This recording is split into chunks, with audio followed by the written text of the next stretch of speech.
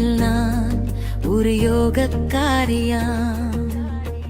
உன் கண்ணில் மட்டும்தான் உபயோகம் இல்லையா? வெற்றுக்கட்டில்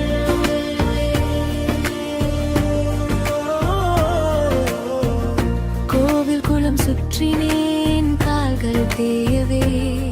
கசப்பு மருந்து குடித்திட்டேன் நாக்கு கசக்கவே. யார் செய்த பாவம் இது என் கருப்பை காயுதே?